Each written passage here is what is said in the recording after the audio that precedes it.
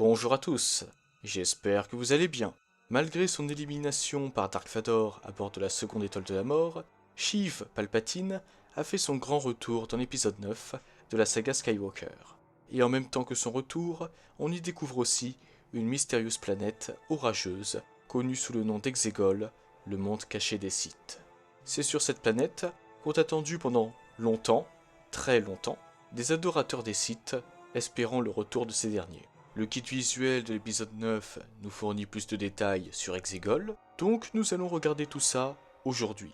Bien avant les événements de la saga Skywalker, la plus grande forteresse des Sith se trouvait sur Moraband, autrefois connue sous le nom de Korriban, et étant le monde natal des Sith. Parmi les autres mondes dirigés autrefois par les Sith, on peut citer Malachor, Ziost, Jaguada et Relg. Toutes ces planètes furent mises en quarantaine à l'époque de la République. Certains mondes, appartenant auparavant aux Sith, ont même tellement vu leur affiliation avec les Sith effacée de l'histoire que leurs habitants parcourent des avenues qui étaient autrefois des champs de bataille ou des sites de temples sacrés sans rien savoir de leur passé obscur. Mais parmi tous les mondes des Sith, il en resta cependant un qui n'avait pas été découvert par la République. Exegol, une planète de 13 649 km de diamètre, se trouvant dans les régions inconnues et étant l'un des plus anciens bastions des Sith. C'est d'ailleurs grâce à un épais halo de gaz rouge et de poussière qu'Exegol n'a jamais été découverte par la République. En effet, cet épais halo forme une véritable barrière de protection bloquant l'accès à la planète. Seule l'utilisation d'un orienteur Sith permet de s'y rendre. À part cela, Exegol est une planète très inhospitalière, de par son climat sec et le frottement des particules de poussière dans son atmosphère, conduisant à la création d'importantes décharges électrostatiques. En plus de cela, les fidèles Sith d'Exegol ont creusé d'énormes fissures dans la planète au cours des siècles pour tenter d'atteindre une vergence de transport qu'ils pensaient cachée sous la roche.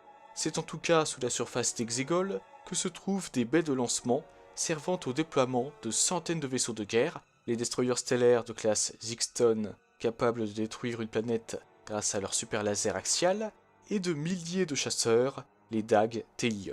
C'est donc en raison du travail commun des ingénieurs, des constructeurs navals et des esclaves que l'immense flotte du Dernier Ordre a pu voir le jour. 4 lieux de la planète sont nommés dans le guide visuel. L'escarpement de Sado, qui est très probablement une référence à Nagasado, un seigneur Sith de l'Empire Sith de l'univers légende, le plateau de Honsdul, le désert de Ask, rien à voir avec le Ask de l'Escouade Inferno, et la citadelle que nous voyons dans le film, également connue sous le nom de Monolith Sith. C'est d'ailleurs au sein du Monolith Sith que se trouve l'amphithéâtre des Sith, comprenant le trône de l'empereur Palpatine, le dernier seigneur noir des Sith. Les adorateurs des Sith y récitent de sinistres incantations, dont une indiquant la nature de la dyade liant deux individus dans la force, en l'occurrence Rey Palpatine et Ben Solo. Le guide visuel a eu la gentillesse de nous la fournir en langue Sith, mais ne nous a pas donné sa traduction en basique. Dommage. Je vais tout de même vous la lire, tout en faisant en sorte que l'inflexion de ma voix soit précise et passionnée, car comme le dit le livre des Sith faisant partie de l'univers légende, une ombre d'hésitation et l'incantation viendra vous hanter. N'ayant pas envie d'être hanté par cette dernière, je vais faire de mon mieux pour vous la lire correctement.